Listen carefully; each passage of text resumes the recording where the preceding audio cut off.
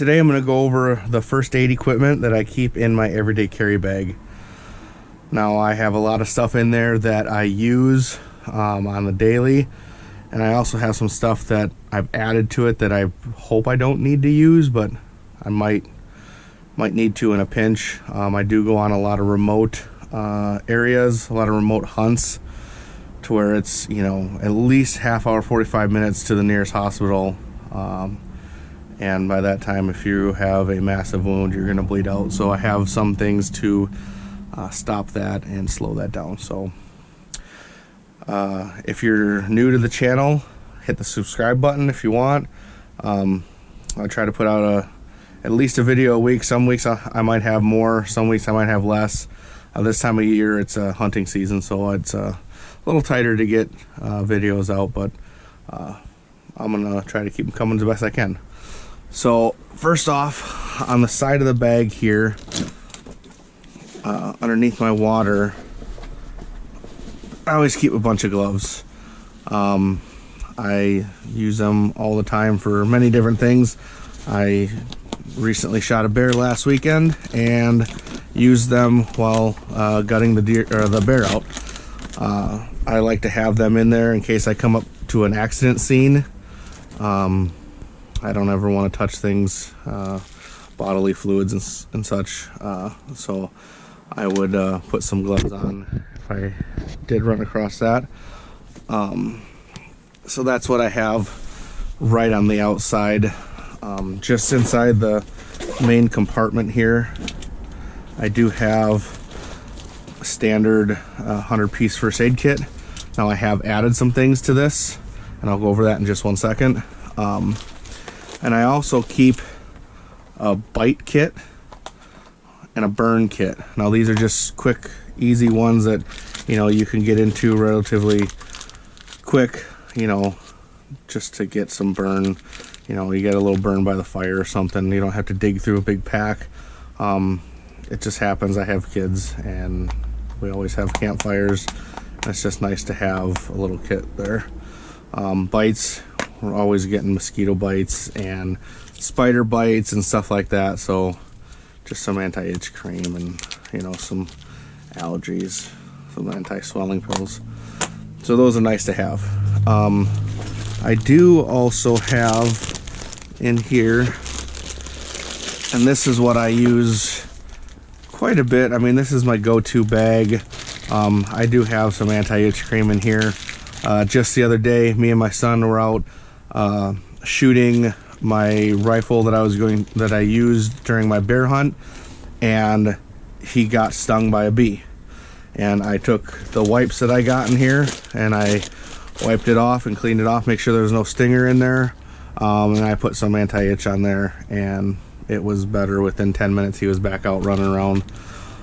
I do carry some aspirin, some ibuprofen, some triple antibiotic cream, more chapstick, and just some normal allergy pills. And this stuff, like I said, I use it all the time. That's why I have it in there. I can't stress enough, when you have an everyday carry bag, put what you need into it. Don't worry about what other people put in their carry bags, what you think is cool to have in yours. Make it practical, make it yours. You know, like everything I have in here, I use in here. Like, this is what I use, and the stuff changes all the time. You know, like, I never carried masks in here until this, you know, coronavirus. Now you have to have a mask most places that you go, so I carry a bag of disposable masks in there. You know, just things like that. You know, just make sure your bag is useful.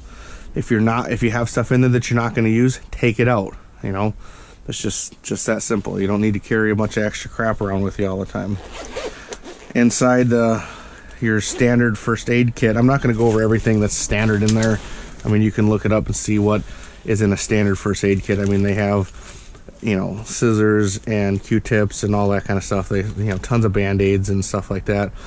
I have added some stop bleed. Now this is important. Like I said, I'm constantly out in the woods.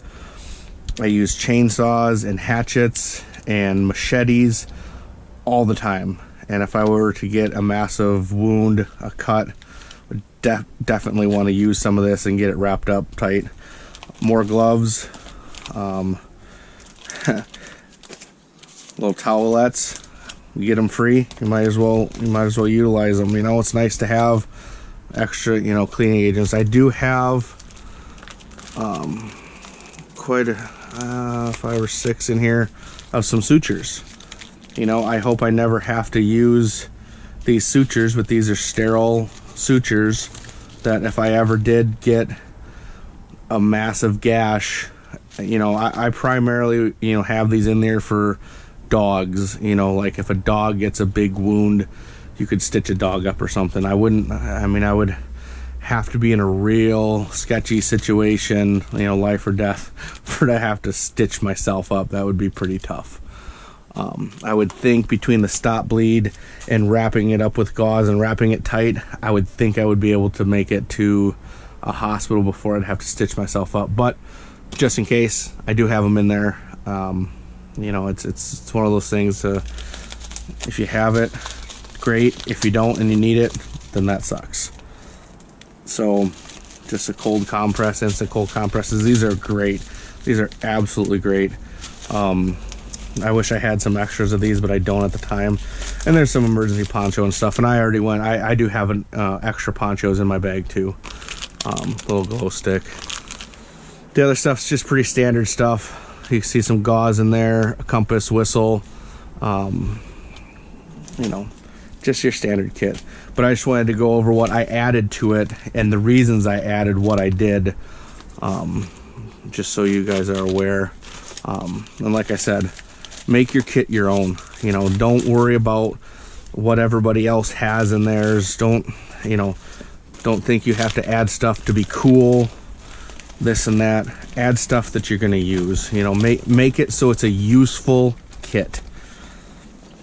Anyways, and I think that's about it for first aid equipment.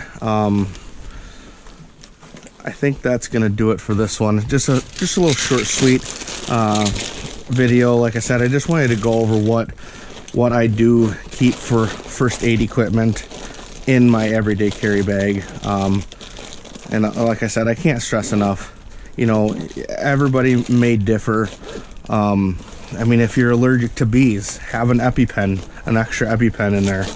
You know, I know I have some family members that are allergic to bees, and they have EpiPens with them all the time. And I would think if I was allergic to bees, I would too.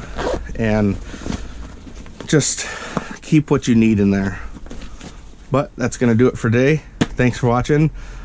Leave a comment if you have any questions. If you like what you see, leave a like.